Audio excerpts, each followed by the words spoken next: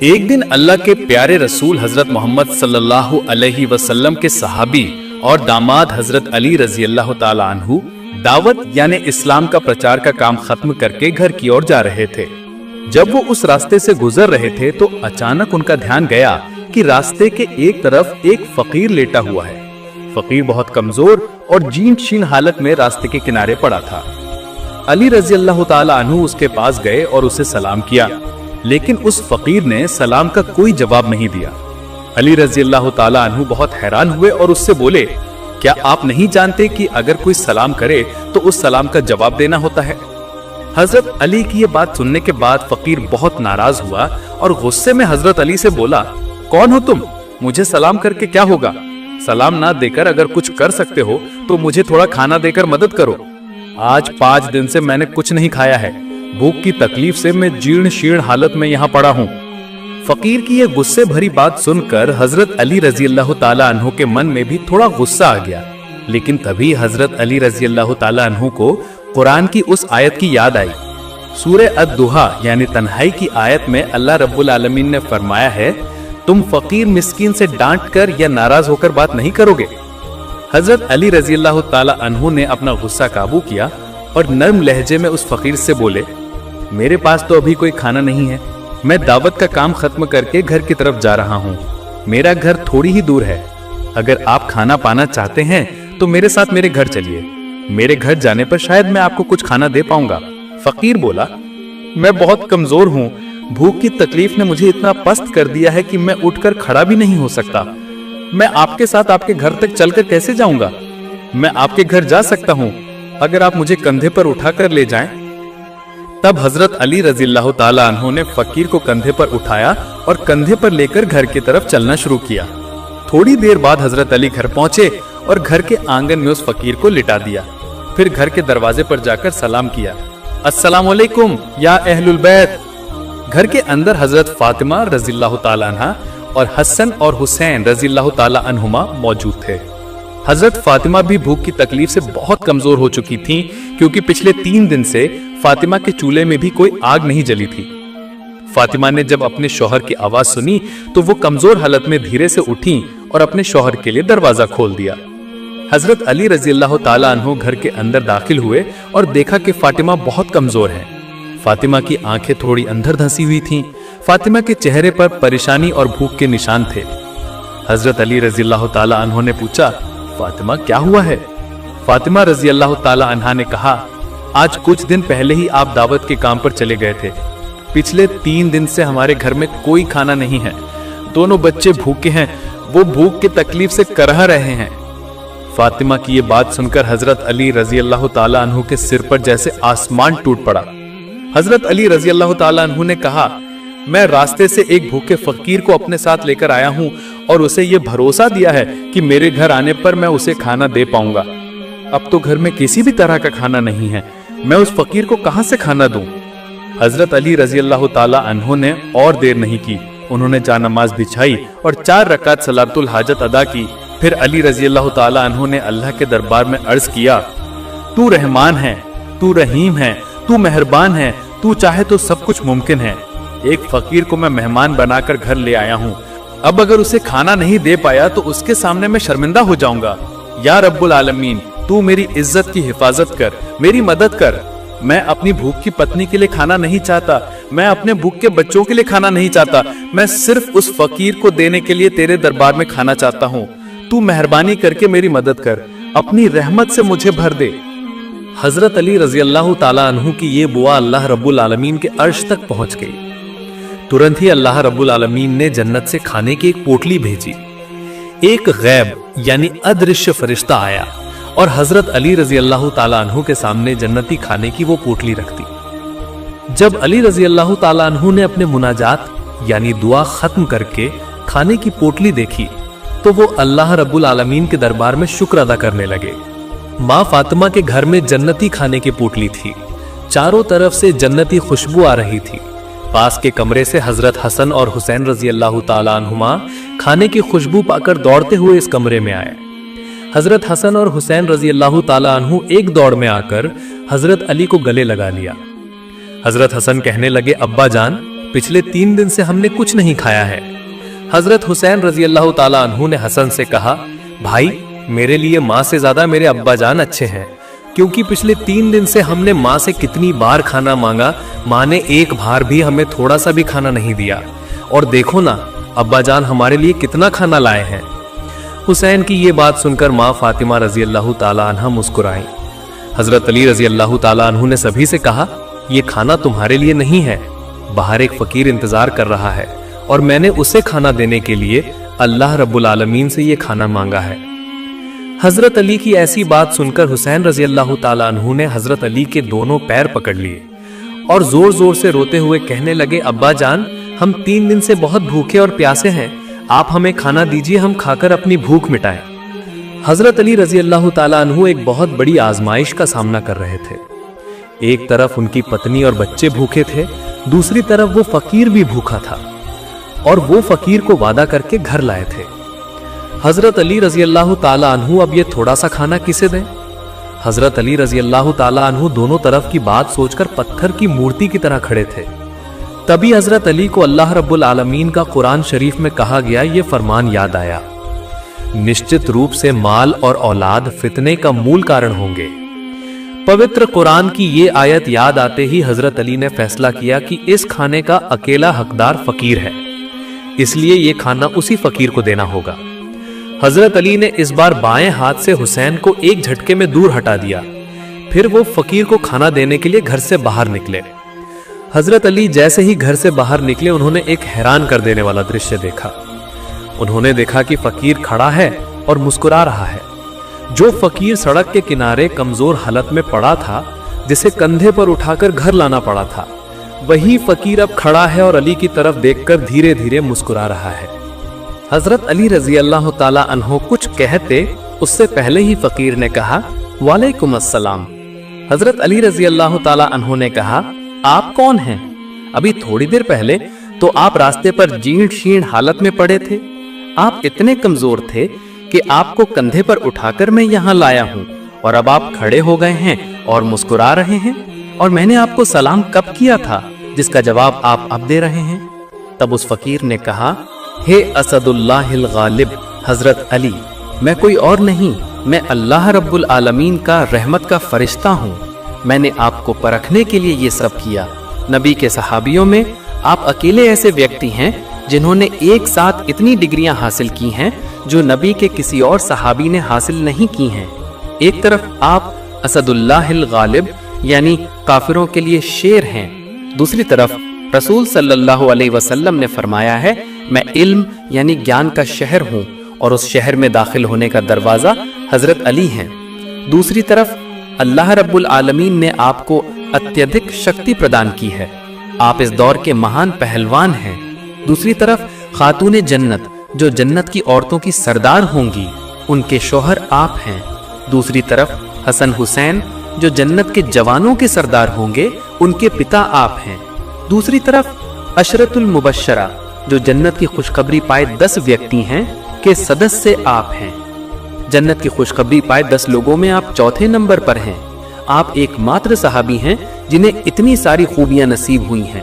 अल्लाह रब्बुल आलमीन आप पर राजी खुश होकर आपको इन खूबियों से नवाजा है।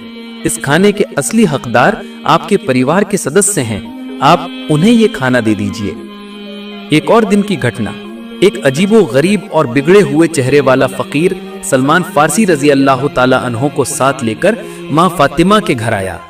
हजरत सलमान फारसी रजी अल्लाह ताला अन्हो ने फातिमा के दरवाजे पर जाकर सलाम किया, अस्सलामु अलैकुम या अहलल बैत।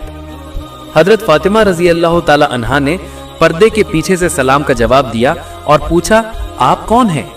सलमान फारसी ने कहा, आपके पिता अल्लाह के पैगंबर ने मुझे भेजा है, मेरे साथ एक फकीर है।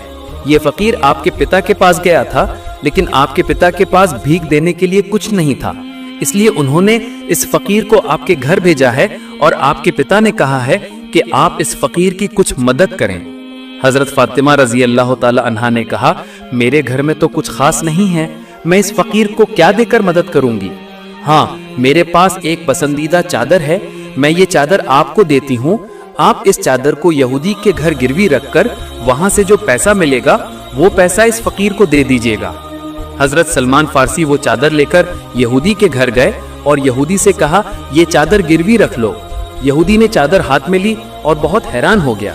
यहूदी ने पूछा, ये चादर किसकी है? सलमान फारसी रजी अल्लाह ताला अन्हो ने कहा, ये चादर हमारे विश्व नबी की बेटी फातिमा की है।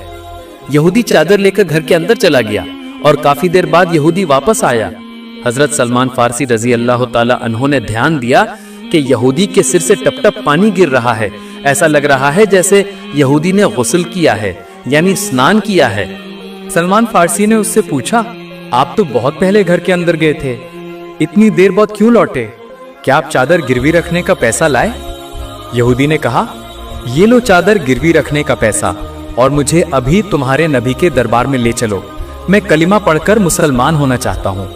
मैंने अपनी किताब तौरात में पढ़ा था, आखिरी जमाने के आखिरी पैगंबर जो होंगे उनके घर एक दिन फकीर आएगा और उस फकीर को भीख देने के लिए कुछ नहीं होगा।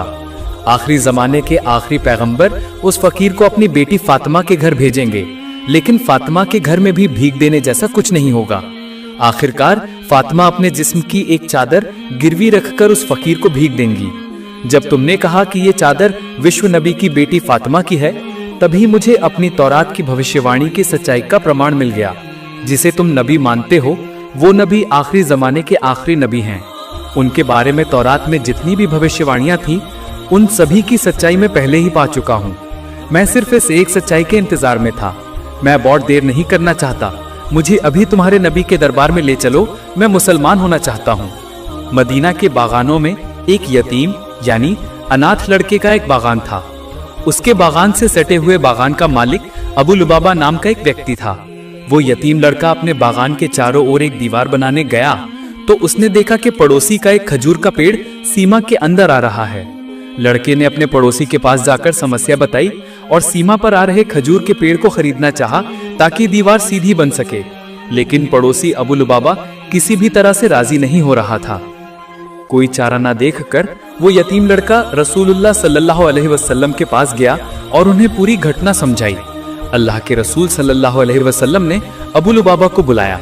जब वो मस्जिद नबवी आए तो नबी करीम सल्लल्लाहु अलैहि वसल्लम ने उससे अनुरोध किया कि वो खजूर का पेड़ पैसे के बदले में ही सही यतीम लड़के को दे दे, लेकिन अबू लुबाबा हमेशा की तरह राजी नहीं हुआ।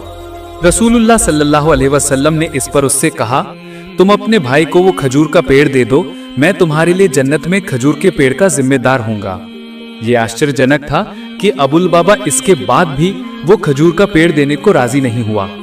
रसूलुल्लाह सल्लल्लाहु अलैहि वसल्लम इस पर चुप हो गए। इससे ज्यादा वो उसे और क्या कह सकते थे। वहां मौजूद सहाबियों में हजरत साबित रजी अल्लाह ताला अन्हु थे। वो अबू दहदा के नाम से मशहूर थे। मदीना में उनका एक बहुत खूबसूरत बागान था। लगभग 600 खजूर के पेड़ों के अलावा वहां एक मनोरम घर और एक पानी का कुआं भी था। मदीना के सभी बड़े व्यापारियों के बीच अबू दहदा रजी अल्लाह ताला अन्हु का बागान बहुत जाना पहचाना था। वो अपने परिवार के साथ वहीं रहते थे। अबू दहदा रजी अल्लाह ताला अन्हु अचानक रसूलुल्लाह सल्लल्लाहु अलैहि वसल्लम के पास गए और कहा, हे अल्लाह के रसूल सल्लल्लाहु अलैहि वसल्लम, अगर मैं अबू लुबाबा से वो खजूर का पेड़ खरीद कर इस यतीम को दे दूं तो क्या मुझे भी जन्नत में खजूर के पेड़ का मालिक बनाया जाएगा? रसूलुल्लाह सल्लल्लाहु अलैहि वसल्लम ने फरमाया, हाँ, तुम्हारे लिए जन्नत में खजूर का पेड़ होगा। अबू दहदा रजी अल्लाह ताला अन्हु ने तुरंत अबू लुबाबा से कहा, आप मेरा वो पूरा बागान ले लीजिए और उसके बदले में वो खजूर का पेड़ मुझे दे दीजिए। अबू लुबाबा इस दुनियावी विनिमय पर यकीन नहीं कर पा रहा था। होश में आने पर उसने कहा, हाँ, मैं आपका खजूर के पेड़ों वाला बागान लेता हूँ, बदले में अपना वो खजूर का पेड़ आपको दे देता हूँ। हजरत अबू दहदा रजी अल्लाह ताला अन्हु ने उसी पल वो खजूर का पेड़ यतीम लड़के को तोहफे के तौर पर दे दिया।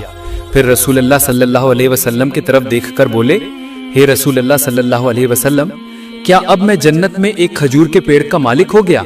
रसूलुल्लाह सल्लल्लाहु अलैहि वसल्लम ने फरमाया, अबू दहदा के लिए जन्नत में आप कितने विशाल विशाल खजूर के बागान इंतजार कर रहे हैं। वर्णन करता हजरत अनस रजी अल्लाह ताला अन्हु कहते हैं कि ये बात रसूल पाक सल्लल्लाहु अलैहि वसल्लम ने 1, 2 या 3 बार नहीं बल्कि खुश होकर बार बार कही। आखिर में अबू दहदा रजी अल्लाह ताला अन्हु वहां से निकले और अपने अभी अभी बेचे गए बागान में वापस गए। घर के दरवाजे पर आकर उन्होंने अपनी पत्नी को आवाज दी, हे उम्मे दहदा, बच्चों को लेकर बागान से बाहर आ जाओ, میں نے دنیا کا یہ باغان بیچ دیا ہے۔ ان کی پتنی نے پوچھا، آپ نے اسے کسے بیچا ہے؟ کس نے اسے کتنے دام میں خریدا ہے؟ ابو الدہداء رضی اللہ تعالیٰ عنہ نے کہا، میں نے اسے جنت میں کھجور کے باغان کے بدلے میں بیچ دیا ہے۔ ان کی پتنی نے کہا، اللہ اکبر، ہے ابو الدہداء، آپ نے یقیناً بہت ہی فائدہ مند سودا کیا ہے۔ حضرت تمیم الداری رضی اللہ تعالیٰ عنہ بیان کرتے ہیں، ایک بار ہم اللہ کے رسول صلی اللہ علیہ وسلم کی خدمت میں حاضر ہوئے۔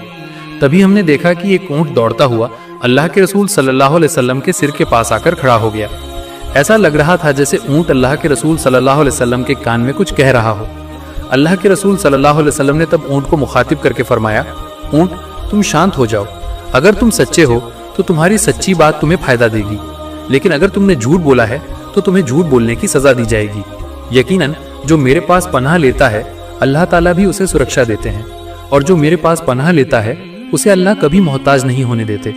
صحابی تمیم الداری رضی اللہ تعالیٰ عنہ فرماتے ہیں، ہم نے پوچھا، یا رسول اللہ صلی اللہ علیہ وسلم، یہ اونٹ آپ کو کیا کہہ رہا ہے؟